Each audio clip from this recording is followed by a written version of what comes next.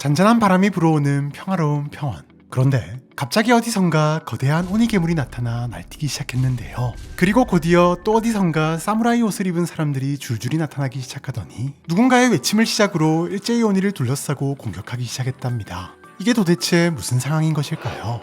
사실 사무라이들은 SCP-230을 퇴치하기 위해 특별 편성된 재단의 전담 격리팀으로 그들이 상대하고 있는 오니가 바로 재단 내에서도 가장 격리가 까다롭기로 소문난 2301인데요.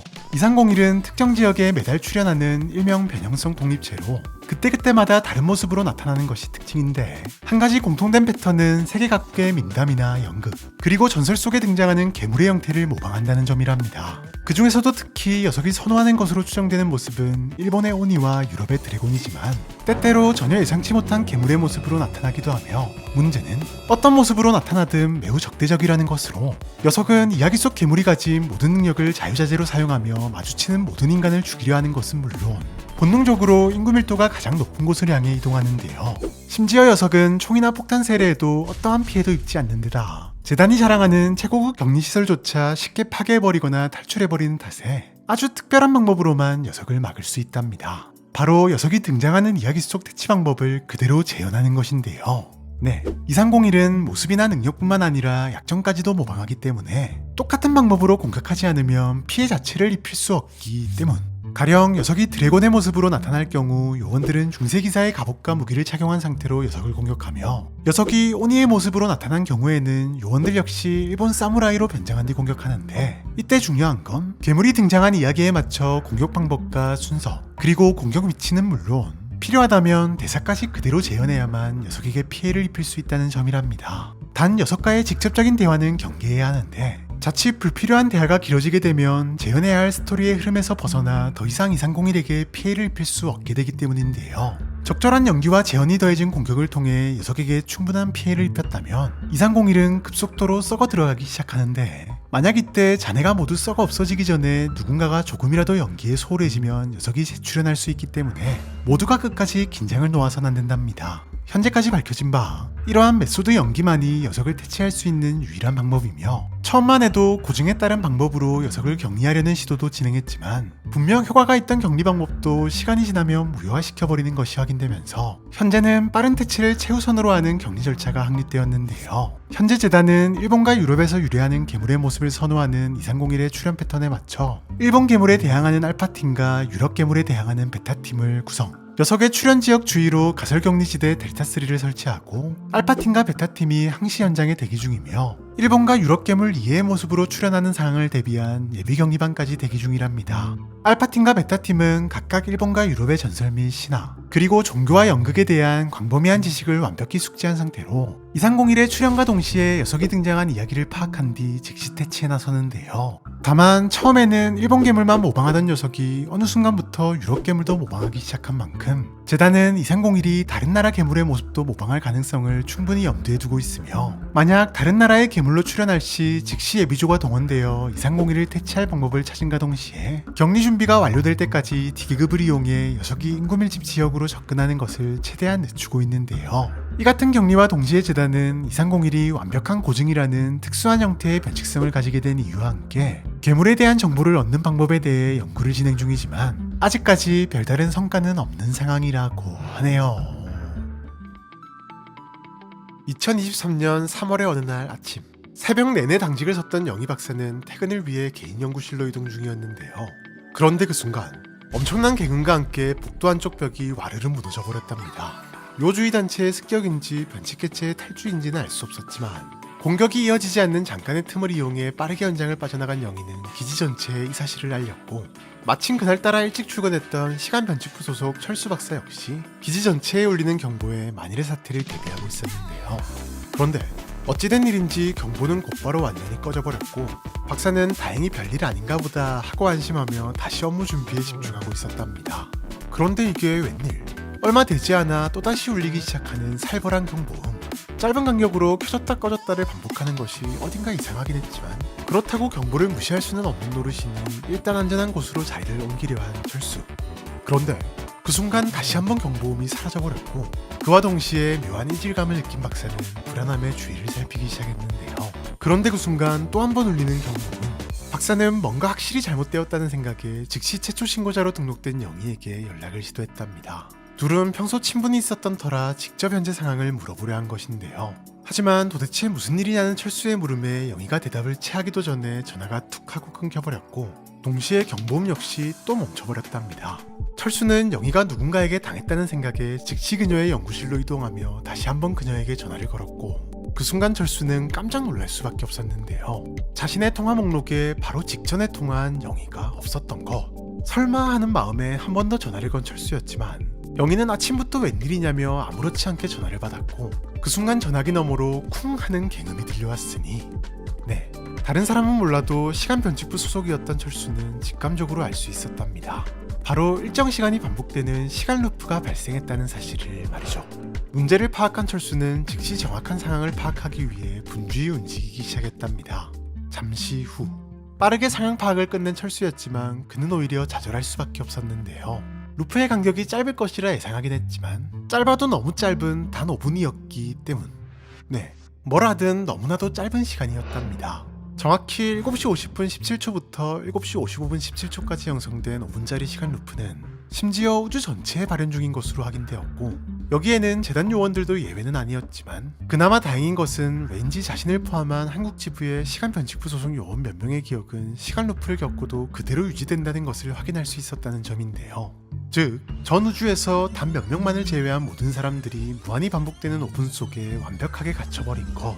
박사는 즉시 루프가 발생한 원인을 찾기 위해 연구에 돌입했고 하필 한국에 있는 일부 요원들의 기억만 유지된다는 점을 단서로 꼽은 박사가 변칙현상 감지 시스템을 한국만을 대상으로 발동시키는 기지를 발휘한 덕에 5분이 지나기 전에 루프의 발생지를 찾아내는데 성공한답니다.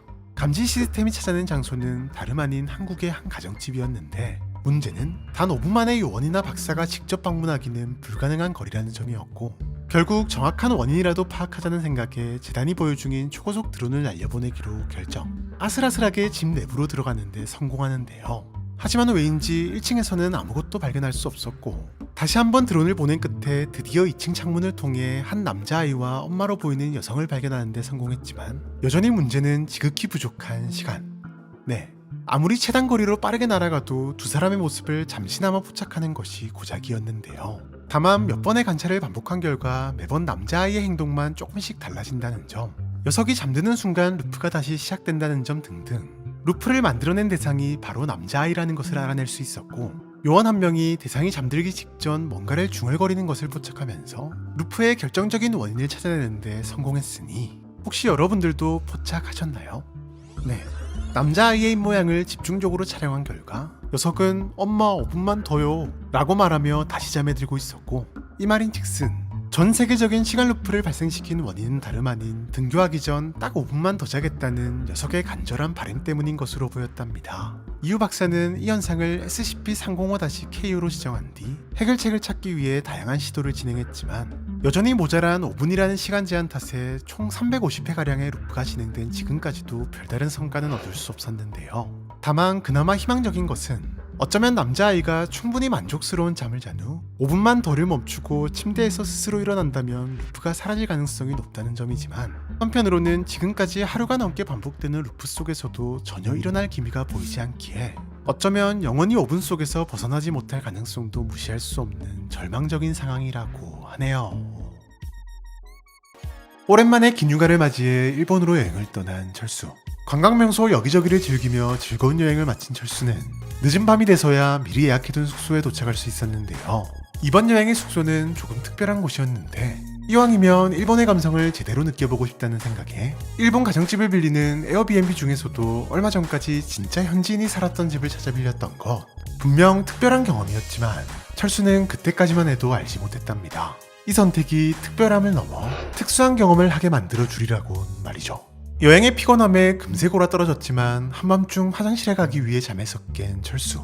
졸린 눈을 비비며 어두운 거실을 지나치는 그 순간 갑자기 정체불명의 작은 소리가 들려왔는데요. 천천히 소리를 추적한 철수는 이내 깜짝 놀랄 수밖에 없었는데 현관문의 불투명 유리 너머로 웬 사람의 형상이 보였기 때문에 네, 누군가가 밖에서 문을 두드리고 있는 듯 보였지만 이 상황은 분명 이상한 점 투성이었답니다. 먼저 여긴 한국이 아닌 일본.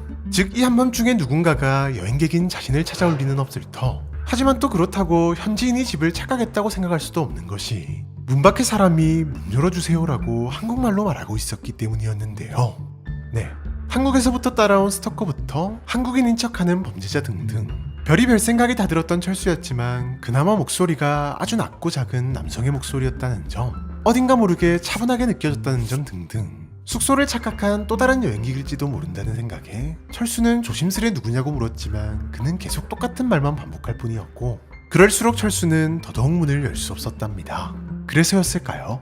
그의 언행은 조금씩 과격해지기 시작했는데 문을 두드리는 정도가 점점 강해지는가 싶더니 그의 못지않게 더 커진 목소리에는 초조함마저 느껴지고 있었고, 더 이상 대화가 통하지 않는다고 생각한 철수가 저러다 지치면 돌아가겠지라고 생각하며 문을 더욱 굳게 잠그고는 침실로 발걸음을 옮기려는 그 순간 다시 한번 문 쪽에서 들려오는 소리에 발걸음을 멈출 수밖에 없었는데요. 그가 갑자기 정확히 철수의 이름을 불렀기 때문. 여행객인 자신의 이름을 안다는 건 명확히 자신이 여기 있다는 것을 알고 온 사람이라는 의미. 온몸에 소름이 돋았던 철수는 당장 그만하지 않으면 경찰에 신고하겠다고까지 말했지만 그는 계속해서 문을 두드리며 문을 열어달라고 재촉했고, 당장이라도 경찰에 신고하고 싶었지만 언어가 통하지 않으니 불가능한 상황. 설상가상 문 밖의 남자는 철수에게 열어 라고 말하며 더 세게 문을 두드리기 시작했고, 그의 커지고 급박해진 목소리만큼이나 철수의 두려움도 더욱 커져가고 있던 찰나 철수를 완전히 패닉에 빠지게 만든 휴대폰 알림 하나가 도착했으니, 뜬금없이 메일이 도착했다는 알림의 열어본 메일함에는 발신인을 알 수 없는 메일 하나가 와 있었고, 그곳엔 열어 라는 두 글자만이 적혀 있었는데요.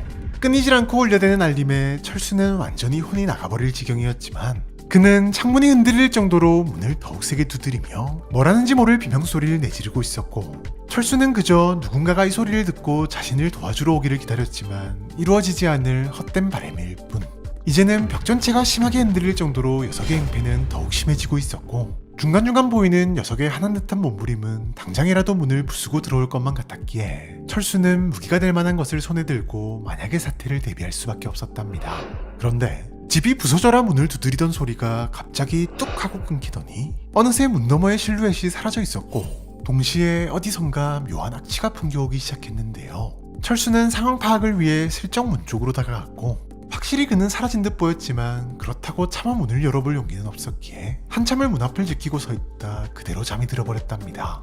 잠시 후 아침 햇살에 잠이 깬 철수는 밝아진 밖을 보며 조심스레 현관문을 열었고, 철수의 눈앞엔 두 눈을 의심할 수밖에 없는 그것이 있었는데요. 바로 사람의 똥이었답니다. 도무지 무슨 상황인지 알 수 없었던 철수는 아침 일찍부터 대사관을 통해 경찰에 신고했지만 경찰이 도착했을 때는 이미 똥은 온데간데 없이 사라진 후였고, CCTV에도 수상한 것이 아무것도 찍혀있지 않은 상황. 심지어 그날 밤 문을 두드리는 소리나 비명을 들었다는 사람조차 찾을 수 없었는데요. 결국 사건은 아무것도 밝혀지지 않은 채 마무리되는 듯 보였으나 철수가 억울한 마음에 인터넷에 남긴 글이 화제가 되면서 재단이 해당 사건에 대해 조사를 착수. 밤새 철수를 괴롭혔던 존재가 변칙 개체인 것으로 확인되면서 즉시 SCP-157을 다시 JP로 지정되었으니, 녀석은 일본 주택에서 주로 새벽 1시에서 3시 사이에 출몰하는 변칙 개체로 철수에게 그랬듯이 약 45분 동안 단계적인 행동에 변화를 보이며 문을 열어달라고 요청하다 불현듯 악취만 남기고 사라지는 것이 특징인데, 어떤 방법으로도 외부에서는 관찰이 불가능한 데다 녀석의 행동으로 인한 소음도 오직 피해자만 인식할 수 있기 때문에 현재 제대로 된 격리는 물론 실체를 포착하는 것도 불가능한 상태인데요. 이렇다 보니 현재는 157을 다시 JP와 비슷한 행동을 하는 수상한 사람에 대한 정보를 뉴스와 SNS를 통해 퍼뜨리는 일명 비통한 방문자 프로젝트를 통해 피해자를 찾아낸 다음 즉시 요원들이 출동해 피해자의 기억을 지우는 격리 절차가 최선인 상황이라고 하네요. 그 어느 때보다도 일찍 눈을 뜬 오늘의 주인공 윌리. 어젯밤에도 한참 동안이나 잠을 설치다 늦잠을 잔 윌리지만 어찌된 게 피곤함은커녕 무척이나 기분이 좋아 보이는데요. 도대체 무슨 기분 좋은 일이 있는 것일까요? 사실 오늘은 윌리의 7번째 생일로 오랫동안 가지고 싶었던 옷을 선물 받기로 부모님과 약속한 날이라는 사실. 윌리는 아침을 먹자마자 쇼핑몰로 향해 찜해 두었던 옷을 샀고, 그날부터 틈만 나면 선물 받은 옷을 입고 나갔다가 집에 들어와서는 제일 잘 보이는 곳에 걸어둔 채로 잠에 들기를 반복했답니다. 네, 어지간히 옷이 마음에 든 듯 보이는 녀석. 하지만 이런 윌리에게 불행은 예고 없이 찾아왔으니 그것도 최근 가장 큰 행복을 선사해준 바로 이 옷을 통해서 말이죠. 사고가 발생한 그날도 평소처럼 하루 종일 옷을 자랑하듯 입고 돌아다니다 늦은 시간이 돼서야 집에 돌아온 윌리. 피곤했던 윌리는 곧바로 씻은 후 잠을 자기 위해 누웠고, 잠에 들기 전 의식처럼 반듯하게 걸려있는 옷을 확인하기 위해 시선을 돌린 그 순간 윌리는 온몸이 얼어붙을 수밖에 없었는데요. 난데없지만 분명한 사람 형체가 보였기 때문. 물론 금세 사라지긴 했지만 혹시나 하는 마음에 불을 켜 윌리. 다행히 그곳엔 아무것도 없었고 단순히 잘못 봤나? 라고 생각하며 다시 잠자리에 든 윌리는 피곤함에 금세 골아떨어져 버렸는데요.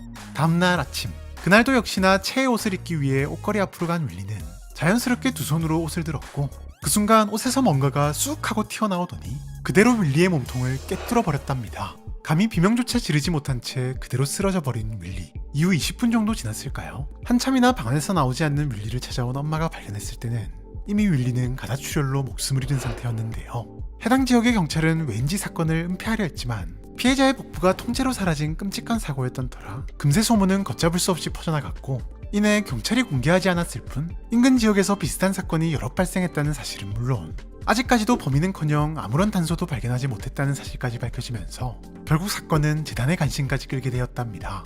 이후 즉시 현장으로 출동한 요원들에 의해 SCP가 관련되었을 가능성을 두고 조사가 이루어졌지만 옷이 사람을 공격했다고는 요원들조차 쉽사리 생각할 수 없는 상황. 결국 아무런 단서도 발견하지 못한 채 조사를 종료할 수밖에 없었는데요. 하지만 다음날 아침 현장에 출동했던 박사 중 한 명이 똑같은 형태로 죽음을 맞이했고, 그가 남긴 다잉 메시지가 발견되면서 SCP-031-KO가 발견될 수 있었으니 031-KO는 옷에 기생하며 인간을 사냥하는 것으로 추정되는 정체불명의 무언가로, 사실 그냥 눈으로는 절대 관찰할 수 없는 것은 물론 적외선이나 열영상 관측 장비로도 녀석을 포착하는 것은 불가능한데, 딱 하나 녀석이 숨어있는 옷을 구분하는 유일한 방법이 있는데, 어두운 방에서 빛을 비추었을 때 그림자가 사람 얼굴의 옆모습처럼 보인다면 031-KO가 숨어있는 옷일 가능성이 상당히 높은 것으로 확인되고 있답니다. 현재까지 확인된 바 코트나 점퍼 등의 외투, 그리고 원피스나 드레스 등에서 주로 발견되었으며, 도심 번화가나 대중교통같이 사람 간의 신체 접촉이 일어나기 쉬운 곳에서 의류관 접촉을 통해 여러 사람들에게로 옮겨 다니며 사냥감을 물색한 뒤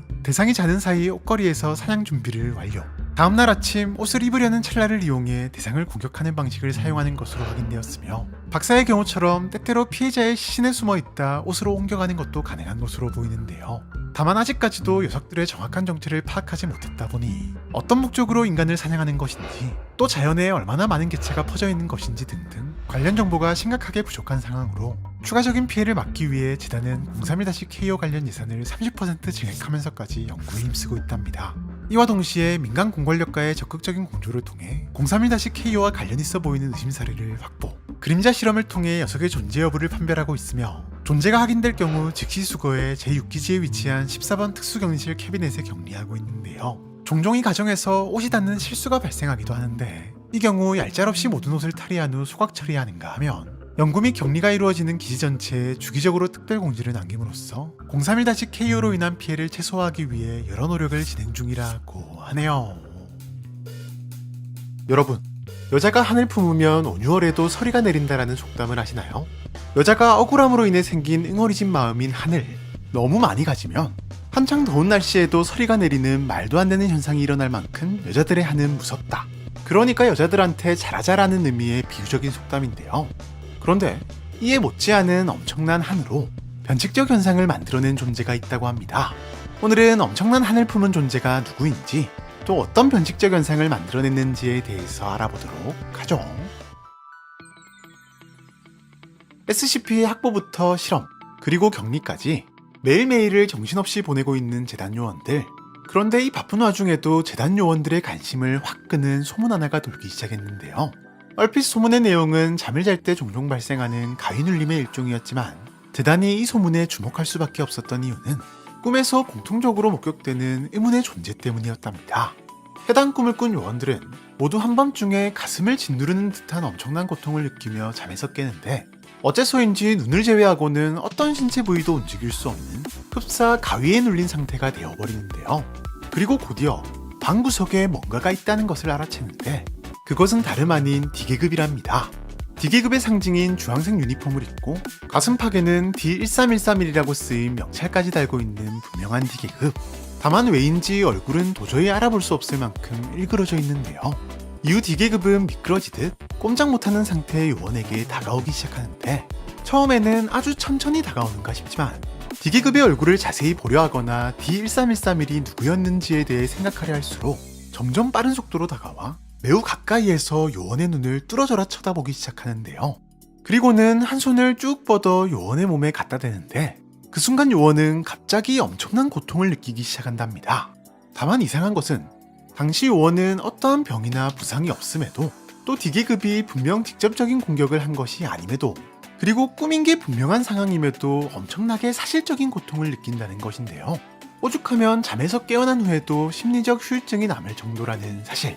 사실 처음에는 꿈을 꾼 요원들조차도 피곤해서 꾸는 악몽 정도로 생각했지만 거의 똑같은 내용의 꿈을 꾼 요원들이 생각보다도 많다는 것이 밝혀지면서 재단은 이 증상을 SCP-5131로 지정, 본격적인 조사에 들어갔으니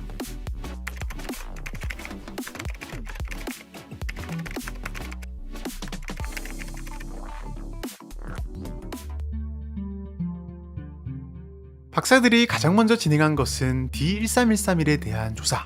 꽤 많은 목격자가 있음에도 알아볼 수 없는 얼굴의 형태 때문에 꿈속의 D계급의 정확한 생김새는커녕 남자인지 여자인지도 파악할 수 없는 상황에서 명찰석 번호가 그나마 가장 확실한 단서였기 때문인데요. 하지만 현재 D13131이라는 번호를 부여받은 D계급은 5.13을 겪은 요원들과는 전혀 상관없는 남극기지에 있다는 것이 확인되었고 설상가상 이전에 해당 번호를 사용한 128명의 D계급은 모두 죽은 상황. 꿈에 나타난 D13131의 정체는 더더욱 미궁 속으로 빠질 수밖에 없었답니다. 다만 5.13을 경험한 요원들과 면담을 하는 과정에서 5.13과 D13131에 대한 흥미로운 정보 몇 가지를 얻을 수 있었는데 먼저 요원들마다 고통을 느낀 부위나 방식에 조금씩 차이가 있다는 점이었는데요. 한 요원은 D13131이 허벅지 속으로 손을 넣어 무언가를 잡아당기자 살면서 한 번도 느껴본 적 없는 극악의 고통을 느꼈다고 말하는가 하면 또 다른 요원은 마치 바다 깊은 곳에 있는 듯 숨을 쉴 수가 없었으며 몸 전체에 엄청난 압박감이 느껴지더니 온몸의 뼈에 금이 가는 고통을 느꼈다고 말했답니다. 물론 이것만 가지고는 D13131의 정체나 목적을 알아내는 것은 힘든 상황. 그런데 마치 D13131을 아는 듯한 결정적인 증언을 한 사람이 나타났는데요. 그 사람은 다름 아닌 평의의 의원 중 한 명인 O5-5. 그는 다른 요원들과 달리 D13131을 남자라고 확신하듯 말했는데 왜 그렇게 생각하냐고 묻자 과거에 본 적이 있었기 때문이라고 말했는데요. 아주 먼 과거 O5-5가 재단에 처음 입사했을 당시만 해도 모든 실험에는 동물이 투입되었지만 이후 보다 다양한 실험이 요구되면서 D계급 제도가 도입되었는데 즉 그는 1개 박사였던 시절부터 O5가 된 지금까지 그 누구보다 수많은 D계급을 봐온 것. 물론 요원들이 D계급에게 괜한 정을 가지는 것을 막기 위해 완전히 무작위로 부여되고 수시로 변경되는 D계급 번호의 특성상 아무리 그래도 D계급 번호와 얼굴을 정확히 기억하는 것은 불가능한 일이었지만 그는 적어도 재단에서 최초로 실행된 D계급 실험에 참여했던 기억만큼은 절대 잊을 수 없었던 것인데요. 네, O5-5가 떠올린 D13131의 정체는 바로 최초의 D계급이었답니다. 또한 그는 5.13일로 인한 고통에 대해서도 결정적인 이야기를 해주었는데 모두에게서 나온 모든 것을 느꼈다라는 의미심장한 말을 남긴 것. 이후 모든 면담을 정리하는 과정에서 담당 박사는 요원들이 느낀 고통과 그들의 업무 사이의 연관성을 발견할 수 있었는데 가령 허벅지에 엄청난 고통을 느꼈던 요원은 다리 힘줄을 끊어버린 D계급을 이용해 SCP-106을 유인하는 업무를 맡고 있었으며 바닷속에 들어간 듯 숨을 못 쉬고 온몸의 뼈가 부러지는 고통을 받았던 요원은 D계급을 SCP-3000의 먹이로 주고 Y909를 채취하는 업무를 맡고 있었던 것. 이에 박사는 전혀 과학적이지 않은 추측에 도달할 수밖에 없었답니다. 어쩌면 요원들의 꿈속에 나타난 D13131은 진짜 최초의 D계급이며 아무런 저항도 못한 채 온몸으로 느껴야 했던 D계급들의 공포와 고통을 그 실험에 참여했던 요원들에게 꿈속에서나마 갚아주고 있는 것은 아닐까 하고 말이죠. 현재 재단은 꾸준히 D13131의 진짜 정체를 밝혀내기 위해 조사를 진행 중이지만 별다른 성과는 없는 상황. 당연히 5.13일을 막을 방법도 없어 현재도 재단의 수많은 요원들이 5.13일을 경험하고 있으며 앞으로도 피해자는 더 늘어날 것으로 보고 있는데요.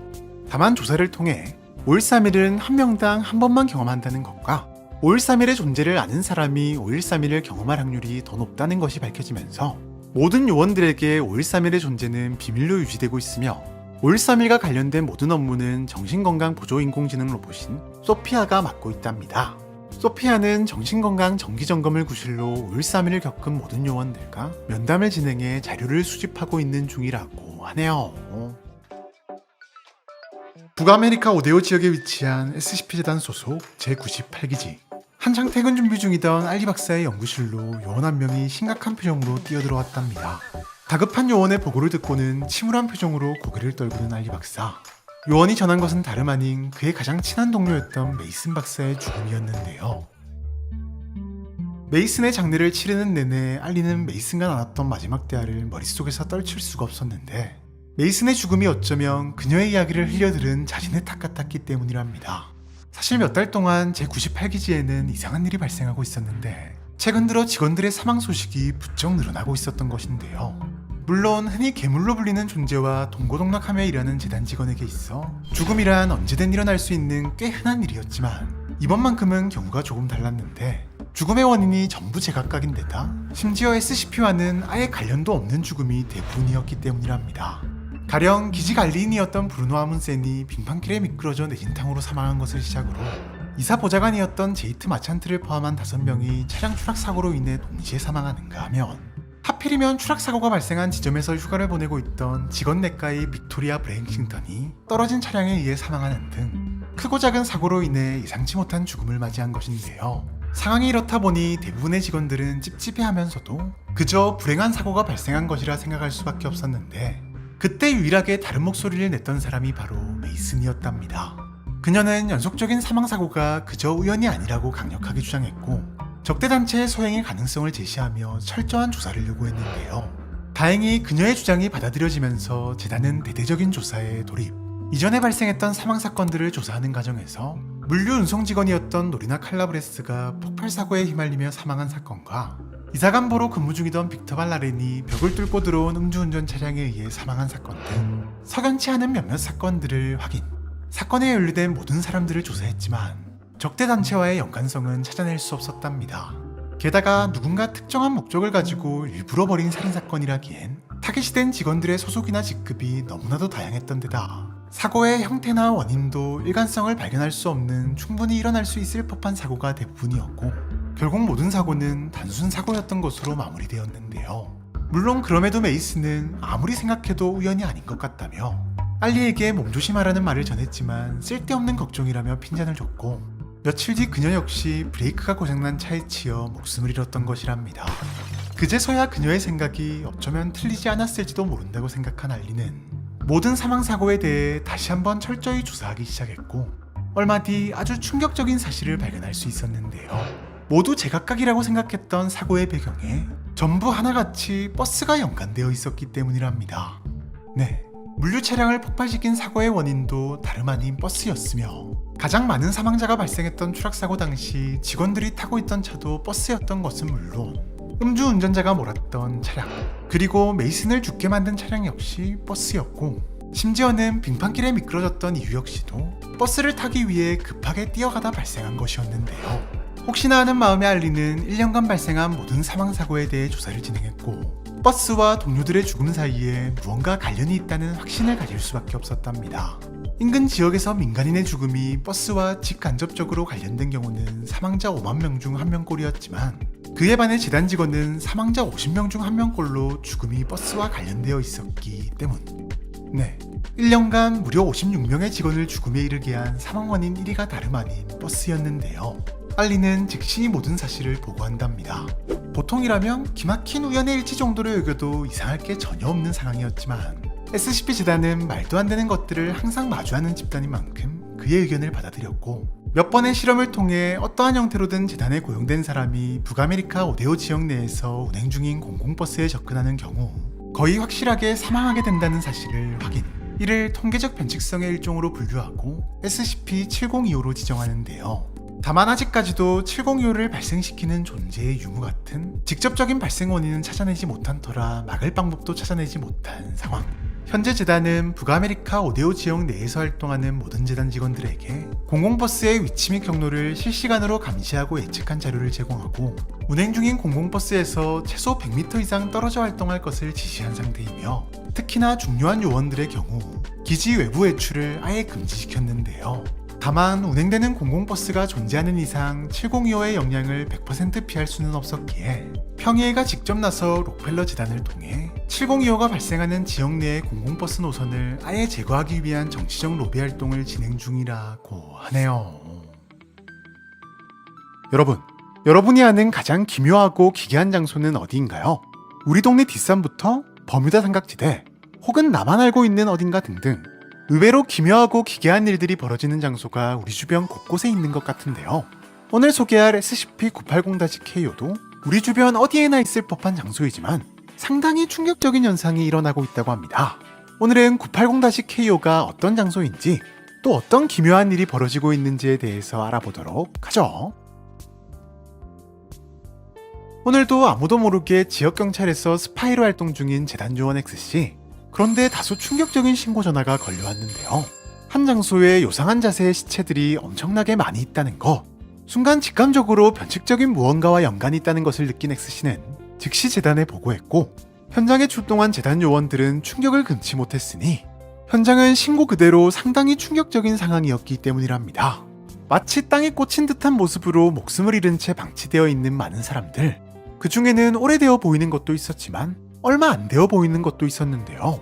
요원들은 대체 이 많은 사람들이 왜 이런 요상한 자세로 죽게 된 것인지 의문 그 자체였지만 이 의문은 얼마 지나지 않아 자연스럽게 알게 되었으니 갑자기 하늘에서 외마디 비명소리가 들리더니 하늘에서 사람이 떨어져 그대로 땅에 꽂혀버렸는데요. 요원들은 즉시 이곳을 SCP-980-KO로 지정하고 본격적인 변칙성 파악에 들어갔답니다.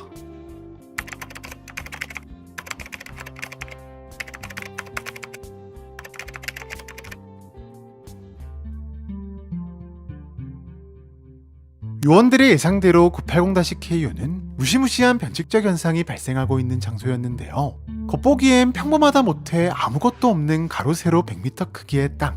하지만 이곳에서는 주기적으로 하늘에서 갑자기 사람이 떨어지는 현상이 반복되고 있었고 떨어질 때마다 들리는 외마디 비명소리로 보아 충돌 직전까지는 살아있는 것이 분명해 보였지만 낙하 충격으로 인해 모두 예외 없이 목숨을 잃고 말았답니다. 이에 혹시나 하늘을 떠오르는 변칙성이 있어 이후 떨어지게 되는 것이 아닐까? 라고 생각했지만 한참을 관찰했음에도 하늘로 떠오르는 변칙성은 확인할 수 없었고 이 말인즉슨 그 많은 사람들이 전부 다른 어딘가에서 이곳으로 떨어졌다는 의미였는데요. 하지만 관찰만으로는 도대체 어디서부터 떨어지기 시작하는 것인지 정확히 언제 떨어지는지조차 알 수 없는 상황. 변칙적 현상을 밝혀낼 유일한 단서는 결국 낙하 중인 사람뿐이었답니다. 이에 박사들은 가장 먼저 다양한 방법을 동원해 낙하 충격을 줄임으로써 죽음을 막으려 시도했지만 결과는 깔끔하게 전부 실패. 낙하 속도가 워낙 빠른 탓에 죽음을 막기에는 역부족이었던 것인데요.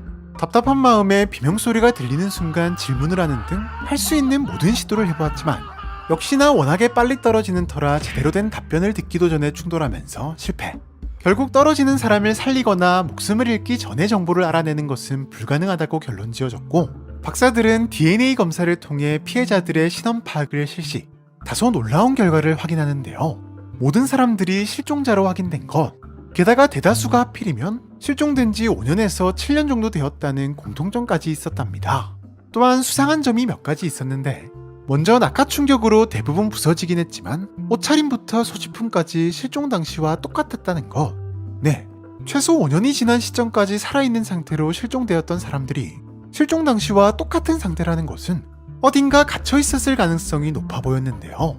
게다가 메모리 카드나 휴대전화, 그리고 수첩 같은 어떤 형태로든 기록을 남길 수 있는 소지품은 유독 심하게 손상되어 있었는데 이건 단순히 떨어진 충격 때문에 손상된 게 아니라 누군가 일부러 손상시켰을 가능성이 높아 보였답니다. 이렇듯 찝찝한 점은 한두 가지가 아니었지만 단서가 될 만한 정보는 아무것도 얻을 수 없었고 현재는 손상된 자료 복구에 집중하는 중이라고 하네요. 이후 박사들은 980-KO의 본격적인 격리에 앞서 변칙성이 발생하는 정확한 원인을 파악하기 위한 연구를 진행하는데요. 조금 더 정확히는 공간 자체의 변칙성이 발동하고 있는 것인지 아니면 해당 위치에 흙이나 땅 때문에 변칙성이 발생하는 것인지를 파악해 만약 흙이나 땅의 변칙성이 있는 것이라면 재단 기지로 옮겨 격리하는 게 훨씬 안전했기 때문이랍니다. 이에 땅 일부를 파내 정밀한 성분 분석과 함께 다른 곳으로 옮겨 실험을 진행한 박사들. 하지만 성분 자체도 평범한 그 자체에 실험에서도 아무 일도 일어나지 않았고 결국 재단은 공간 자체에 변칙성이 있다고 판단, 민간인들의 침입을 막기 위해 980-KO 주변 20km를 녹지로 만든 다음 통째로 자연보호구역으로 지정해버렸답니다. 다만 이 과정에서 980-KO 주변으로 약 10cm 정도 식물이 자라지 않는 희미한 경계선이 발견되었는데 이것이 아마도 변칙성과 관련이 있을 것으로 보이는 바 자연적으로 만들어진 것인지 아니면 어떤 장치가 있는 것인지에 대한 분석을 진행 중인데요.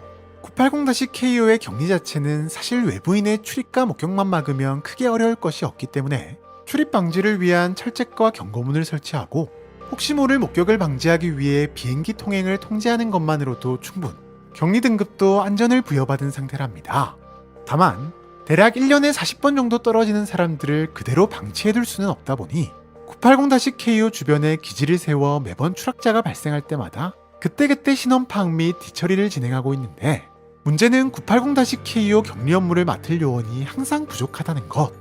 뒤처리야 D계급을 시킨다 치더라도 관찰이나 분석에는 요원이 필수적으로 참여해야 하는데 매번 다소 충격적인 현장을 직접 관찰해야 되다 보니 대부분 오래 못 버티고 근무지 이전을 요청하기 때문인데요. 이에 특별히 980-KO에 배치되는 요원들은 지원자 중에서도 피나 시체에 대한 저항감 테스트를 수료한 자만이 참여 가능하다고 하네요. 여러분, 보이니치 문서를 아시나요? 1912년에 발견된 정체불명의 문서로 발견된 후부터 무려 100년 동안이나 수많은 전문가들이 해독에 매달렸음에도 결국 현재까지도 해독하지 못한 지구 역사상 가장 미스테리한 문서 중 하나로 꼽히고 있는데요. 그런데 이 보이니치 문서보다도 훨씬 더 골 때리는 메시지 하나가 얼마 전 재단에게 도착해 박사들의 골머리를 썩게 만들고 있다고 합니다. 오늘은 이 메시지가 어디에서 온 것인지 또 어떤 내용인지에 대해서 알아보도록 하죠. 지구에서 발생하는 변칙적 존재나 현상들은 물론 우주에서 발생하는 변칙적 현상까지도 놓치지 않고 연구하기 위해 달에 수많은 기지를 보유하고 있는 재단. 그런데 어느 날부터인가 제34 월명기지에 정체불명의 무선 신호가 잡히기 시작했는데요. 우연히 잡힌 신호라고 해도 그냥 넘어갈 수 없는 상황이었지만 이 신호는 무려 24시간 간격으로 매일같이 오고 있는 상황. 하지만 도무지 무슨 내용인지는 그 누구도 알 수 없었답니다. 다만 모든 수단을 동원해 신호의 근원을 파악한 결과 이 신호가 무려 태양계 외부에서 보내지고 있다는 것을 확인할 수 있었는데요. 네, 도대체 누가 무슨 말을 전하고 싶어서 그 먼 곳에서 매일같이 메시지를 보내는 것인지 혹시라도 그 존재가 우주 생명체는 아닐지 밝혀낼 것이 너무나도 많았답니다. 이후 메시지에 관련된 모든 내용이 지구에 있는 재단 상부에 보고되면서 이 메시지는 즉시 SCP-5149로 지정, 본격적인 연구에 돌입했으니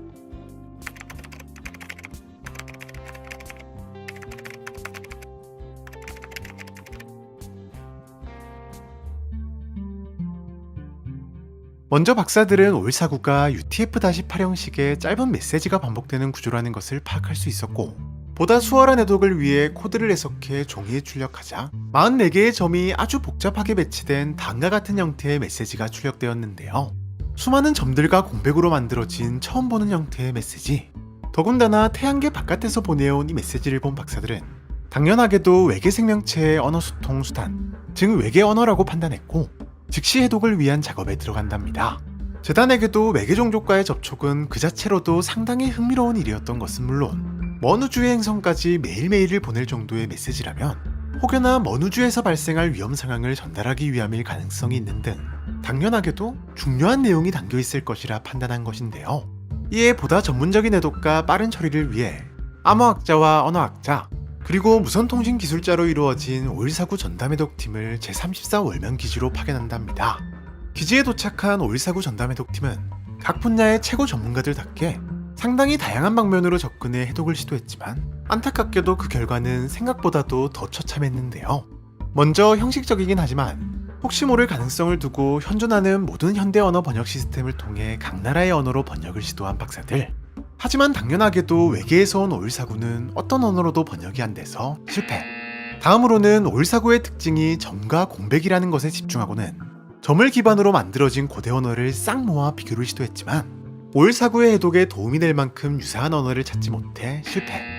네, 적어도 지구상에 존재하거나 존재했던 언어는 아니라는 것이 밝혀진 것. 이후 박사들은 완전히 방법을 바꿔 슈퍼컴퓨터를 이용해 메시지 속 점들을 다양하게 조합하고 배치하며 언어적으로 해석하려 노력했지만 너무 많은 경우의 수 때문에 컴퓨터만 고장나며 역시나 실패. 이외에도 무려 200가지가 넘는 다양한 방법으로 해독을 시도했지만 모두 실패. 하지만 여기에서 포기할 수 없었던 박사들은 혹시 언어가 아닌가라는 생각에까지 도달하면서 그림 같은 예술작품일 가능성은 물론 점들을 이어서 그림을 그려보는 등 완전히 다른 방향으로 해독을 시도했지만 이 역시 별다른 성과는 얻을 수 없었는데요. 이렇게 모든 시도가 실패하면서 박사들은 점점 초조해져 갈 수밖에 없었답니다. 벌써 9개월이라는 시간이 흘러가 버렸고 만약 이게 진짜 위험을 알리는 메시지가 맞다면 무능한 자신들 때문에 지구가 위험에 빠질 수도 있다는 죄책감까지 몰려왔기 때문인데요. 그러던 어느 날 보조연구원으로 새롭게 파견된 큐씨가 던진 한마디가 이 모든 상황을 완전히 반전시켰으니 큐씨는 올사구를 출력한 종이를 보자마자 비구술적인 언어, 즉 맹인들이 사용하는 점자와 비슷해 보인다는 의견을 제시했는데요. 이에 박사들은 상당히 어이없어 하는가 하면 한 박사는 역시 신입이라 생각하는 것도 단순하다며 외계 언어 해독은 그렇게 쉽게 접근할 문제가 아니라고 혼을 내기도 했답니다. 다만 마음 한켠에 혹시나 하는 마음이 있기도 했고 딱히 시간적으로 손해볼 게 없는 간단한 작업이었기에 일단 검사기를 돌려보기로 한 박사들. 그리고 나온 결과는 번역 성공. 단 0.5초 만에 영어로 된 번역본이 뽑혀져 나왔는데요. 네, 박사들이 외계 언어라고 굳게 믿었던 오일사구는 다름 아닌 시각장애인이 사용하는 점자였던 것. 우주에서 온 메시지니까 당연히 변칙적일 것이다 라는 고정관념에 빠진 탓이었을까요? 박사들은 해독 초기 오일사구의 내용을 전 세계의 언어들로 번역하는 과정을 그저 형식적으로 진행하면서 점자의 가능성을 전혀 고려하지 않는 치명적인 실수를 저질렀던 것. 게다가 연구가 진행될수록 외계어라는 생각에 더더욱 복잡하고 변칙적인 방향으로만 해독을 시도하면서 전혀 다른 방향으로 나아가고 있었던 것인데요. 이렇듯 다소 어이없게 해독을 하긴 했지만 어쨌거나 중요한 건 메시지의 내용. 그런데 오일사구의 내용은 더더욱 어이가 없었답니다. 밑도 끝도 없이 도움을 요청하는 내용이 적혀 있었기 때문. 네, 그것도 우주의 위험 따위가 아닌 지극히 개인적인 구조 요청 정도로 보였는데요. 이후 오일사구 해독팀 전원은 즉시 지구로 불려간 다음 어이없는 실수로 시간과 자원을 소모한 것에 대한 욕을 한 바가지로 들어먹으며 시골에 있는 작은 기지로 쫓겨나듯 발령을 받게 되었다고 하네요. 해독에는 성공하긴 했지만 여전히 오일사구를 보내는 사람이 누구이며 왜 지구의 점자를 아는 사람이 태양계 너머에 있는 것인지 또 어떤 상황이길래 앞이 보이지 않는다는 것인지 등등 밝혀내지 못한 것이 넘쳐나는 상황. 게다가 오일사구 자체를 차단하거나 격리할 방법도 없다 보니 재단은 오일사구에게 케테르 등급을 부여한 상태로 발신지를 추적하고 있지만 아직까지도 별다른 성과가 없는 상황이라고 하네요. 2023년 5월 13일 강원도 속초시 대포동의 한 바닷가. 밤하늘을 촬영하기 위해 바닷가에 들렀던 은수는 말로만 듣던 UFO를 목격하는데요. 빛나는 비행물체 하나가 하늘을 빙빙 도는가 싶더니 갑자기 또 다른 물체 하나가 빛을 내며 떨어져 나왔고 그대로 갱음을 내며 땅으로 추락. 이내 비행물체는 빠른 속도로 사라져버렸답니다. 은수는 호기심에 즉시 소리가 난 방향으로 향했고 그곳에는 정체불명의 물체들이 땅에 박힌 채 널브러져 있었는데요. 놀란 마음에 즉시 경찰에 신고를 한 은수. 하지만 잠시 후 그곳에 도착한 건 다름 아닌 SCP-재단의 요원들이었답니다. 사실 재단은 최근 들어 급증하고 있는 UFO 목격담과 함께 항상 비슷한 패턴으로 발생하는 일련의 추락사고를 SCP-1599-KO로 지정한 뒤 조사 중이었는데 이번 사건 역시 1599-KO로 의심된 터라 즉시 현장에 출동한 것이었는데요. 현재까지 밝혀진 바 1599-KO는 지구상공에 갑자기 UFO가 등장하며 시작되는데 문제는 UFO가 나타나기 직전까지도 어떤 감시장치로도 접근을 확인할 수 없다는 점으로 오죽하면 재단조차도 사전에 막아내는 것을 모두 실패할 정도였답니다. 심지어 UFO는 변칙적인 속도와 방향 전환을 보이며 빠르게 근방을 배회하기 시작하는데 곧이어 인적이 별로 없는 어둡고 조용한 장소를 찾아내면 속도를 점차 줄이다 멈추고는 정체불명의 물체를 분리시키는데요. UFO에서 분리되어 나온 물체는 이내 바닥으로 추락하는데 충격 탓인지 물체는 대부분 그 자리에서 폭발해버리며 이후 UFO는 빠른 속도로 사라져버린답니다. 네, 워낙에 순식간에 나타났다 사라지는 데다 흔적이라곤 식별이 불가능한 잔해밖에 없다 보니 오랜 시간 조사에 진전이 없었던 것인데요. 다만 이번만큼은 조금 달랐는데 왠지 추락한 물체 몇몇이 파괴되지 않고 충분히 형체를 확인할 수 있는 상태로 보존되어 있었던 것. 재단은 즉시 물체들을 우주 쓰레기라는 역정보를 퍼뜨린 후 현장을 수습, 인근 기지로 물체를 옮기는 데 성공한답니다. 회수한 물체 중 눈에 띄는 것은 4개 정도였는데, 먼저 빨간 버튼이 2개 달린 금속재 원통은 버튼을 동시에 누르는 순간 플라즈마가 뿜어져 나와 흡사 강성검처럼 변했는데, 파손의 영향인지 나무판도 자르지 못할 정도로 출력이 약하고 불안정하긴 했지만 초고도의 기술이 활용된 것은 분명해 보였답니다. 또한 강력한 물줄기가 분사되는 알 수 없는 재질의 간도 있었는데, 물이 없어도 물이 분사되는 것은 물론 10mm 두께의 철판을 뚫을 정도의 강력한 수압을 자랑하는 등 지구의 과학으로는 재현이 불가능한 성능을 자랑했는데요. 이 외에도 기하학적 문양이 새겨진 금속판과 내부에 금속재 큐브가 박혀있는 끈적거리는 커다란 덩어리 등등 정체는 물론 사용법조차 파악할 수 없는 용도 불명의 물체들도 있었답니다. 물체를 확인한 박사들은 다양한 추측을 내놓기 시작했는데, 그 와중에도 하나의 공통된 의견은 바로 모든 물체가 위험하다는 것.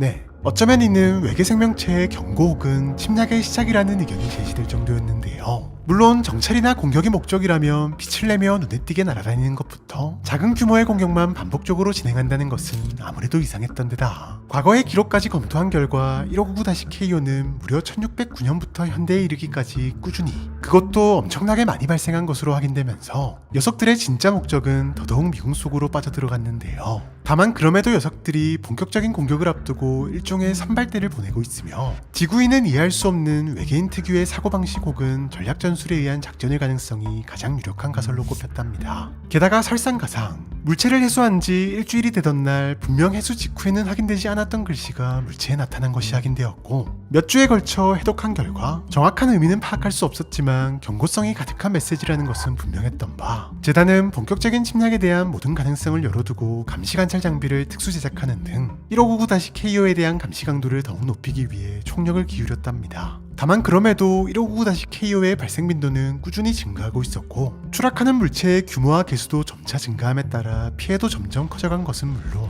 재단의 대처를 파악한 것인지 더 빠른 속도로 이동하며 감시가 어려운 장소만 골라다니기 시작했고, 불빛을 아예 내지 않는 경우도 있었는데요. 재단은 가능하다면 충돌을 피하고 싶었기에 그들이 말하는 미승인 행위가 무엇인지 파악하려는 시도도 멈추지 않았지만, 아무것도 알아내지 못한 채 시간은 속절없이 흘러만 갔답니다. 그러던 어느 날 생각지도 못한 상황이 발생하며 1599-KO에 대한 중요한 단서를 얻게 되었으니, 바로 평소와 달리 UFO 2개가 함께 나타난 것이었는데요. 하지만 왠지 둘은 서로를 향해 빠른 속도로 날아가기 시작했고, 충돌 직전이 돼서야 서로의 존재를 파악한 듯 급히 방향을 틀었지만 그대로 충돌. 그나마 멀쩡했던 UFO는 평소처럼 물체를 투하하고는 그대로 사라져버렸지만, 나머지 한 개는 추진력을 잃고 서서히 추락하고 있었고, 그 순간 무언가가 낙하산을 통해 탈출한 것을 포착한답니다. 요원들은 즉시 탈출한 개체를 추적했고, 놀랍게도 기절한 상태의 진짜 외계인을 확보하는데요. 이후 녀석은 우주생물학부로 옮겨져 응급처치가 진행되었고, 큰 문제가 없다면 며칠 안으로 의식을 회복할 것으로 추정되었답니다.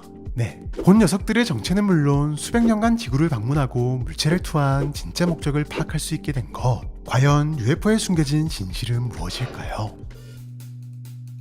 무려 500년이 넘도록 계속된 UFO 목격담과 정체불명의 물체 추락 사고인 SCP-1599-KO. 재단은 오랜 조사 끝에 무시무시한 위력을 자랑하는 물체들을 확보하게 되면서 어쩌면 1599-KO가 외계인의 본격적인 침략을 예고하는 것이 아닐까라는 추측을 하기에 이르는데요. 물론 그 어느 것도 확신할 수는 없었지만, 시간이 갈수록 1599-KO는 더 많이 발생하고 있었고, 점점 커져가는 피해만큼이나 재단의 근심도 갈수록 깊어져 가고 있었답니다.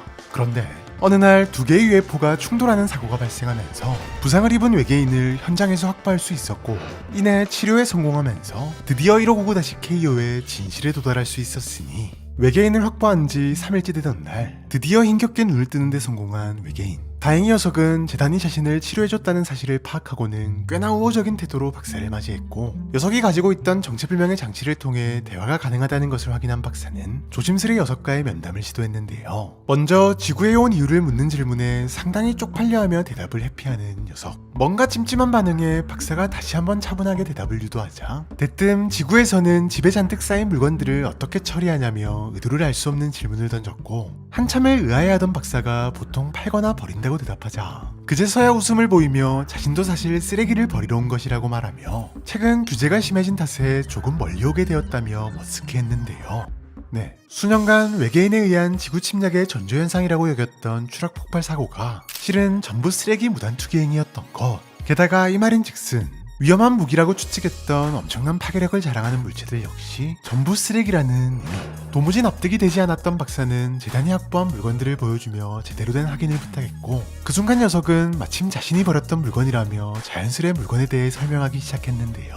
먼저 강성건과 기하학적 무늬가 새겨진 금속판의 정체는 다름 아닌 부엌칼과 도마 세트였는데, 녀석은 우주에서 얻을 수 있는 거대한 식재료를 단번에 썰어버리기 위해서는 이 정도 부엌칼은 써줘야 한다고 말하며, 실제로 요리를 하다 공격당하는 탓에 고장이 나서 버렸다고 말했답니다. 또한 금속판도 마찬가지, 흡사 지구에서 쓰는 스테인리스 도마처럼 광선검에도 손상이 가지 않도록 금속으로 만들어진 도마이며, 기하학적 문양은 그저 도마를 만든 회사의 로고일 뿐 특별한 의미는 없다고 말이죠. 뭔가 그럴듯하긴 했지만 여전히 의심스러웠던 박사는 곧바로 나머지 물체에 대해서 물었고, 녀석은 아무렇지도 않은 표정으로 끈끈이 트랩으로 추정했던 물체를 가리키며 자신이 심심할 때마다 씻고 뱉어놨던 껌이 뭉친 것이라고 말했는데요. 네, 수십 년간 연구와 걱정으로 보낸 시간들이 완전히 부정당하는 순간이었답니다. 다만 녀석은 왜인지 강력한 물이 나오는 간에 대해서만큼은 일부러 외면하는 듯한 모습을 보였는데, 그 모습을 놓치지 않고 녀석에게 관에 대해 콕 집어 물어본 박사. 그러자 녀석은 한참을 우물쭈물 거리더니 발그레한 얼굴로 비대라고 속삭였는데요. 옆 행성의 쇳덩어리 외계인용으로 잘못 사는 바람에 그곳이 너무 아팠다는 말과 함께 말이죠. 또한 녀석은 왜 하필 지구에 버린 거냐는 박사의 이어지는 질문에도 특별한 이유는 없다고 말하며, 생명체가 살지 않는 행성에 버렸다가는 금방 티가 나 체포되기 때문에 생명체가 살고 먼 거리에 있는 지구가 딱이라며, 덕분에 지금까지 안 잡힐 수 있었다는 말을 아주 뻔뻔하게 내뱉었고, 질문이 끝났으면 자신은 슬슬 돌아가도 되겠냐며 정체불명의 기계장치를 꺼내들었답니다. 그런데 녀석이 기계장치의 버튼을 누르는 순간 갑자기 하얀색 불빛이 녀석을 감싸기 시작했고, 왠지 녀석은 크게 당황하기 시작했는데요. 격리 파기를 막기 위해 급히 요원들이 출동했지만 녀석은 빠른 속도로 공중으로 떠오르더니 그대로 천장을 뚫고 날아가 버렸고, 곧바로 확인한 외부 카메라에는 또 다른 UFO가 녀석을 빨아들이고는 그대로 사라진 것이 포착되었답니다. 며칠 뒤, 적어도 지구 침략과는 무관하다는 1599-KO의 진실은 알게 되었지만, 녀석들의 만행을 알고도 정작 막을 방법이 없다는 사실과 함께 도망가는 녀석조차 막지 못했다는 사실에 모두가 침울해하고 있을 무렵, 외계 언어로 보이는 메시지 하나가 기지로 수신되었는데요. 박사는 즉시 녀석이 남기고 간 번역용 기계장치를 사용해 해석을 시도, 예상치 못한 메시지를 확인할 수 있었답니다. 네, 아마도 녀석은 동료가 아닌 우주경찰쯤으로 보이는 자들에게 잡혀간 것으로 보였는데요. 실제로 이후로도 꾸준히 제57K 기지의 천문학부를 통해 1599-KO에 대한 감시를 진행 중이지만, 그 이후 현재까지도 1599-KO는 발생하지 않고 있다고 하네요. 음식을 너무 오랫동안 방치해서, 혹은 너무 습해서 등등 우리는 생활 속에서 종종 곰팡이를 마주하곤 하는데요. 보통 곰팡이는 보기에도 안 좋은 데다 쾌쾌한 냄새는 덤, 또한 여러 호흡기 질환을 일으키는 포자까지 발생하기 때문에 발견 즉시 없애는 게 좋답니다. 그런데 별의별 변칙적인 존재가 넘쳐나는 SCP 세계관에는 훨씬 치명적이지만 없앨래야 없앨 수도 없는 곰팡이가 있다고 하는데요. 오늘은 사람들을 조종하는 곰팡이 SCP-020에 대해서 알아보도록 하죠.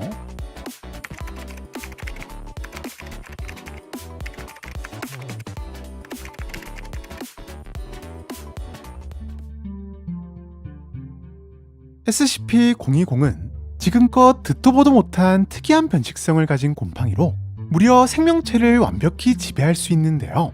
여느 곰팡이들처럼 적당히 습하고 적당히 온도가 높은 곳에서 자라나는 020은 일정량 이상 퍼지고 나면 공기 중으로 미세한 포자를 퍼뜨리기 시작하는데, 대개 알레르기 같은 사소한 질병을 일으키는 보통의 곰팡이 포자와는 달리 020의 포자에 노출된 동물이나 사람들은 그 순간부터 020을 위해 살아가게 된답니다.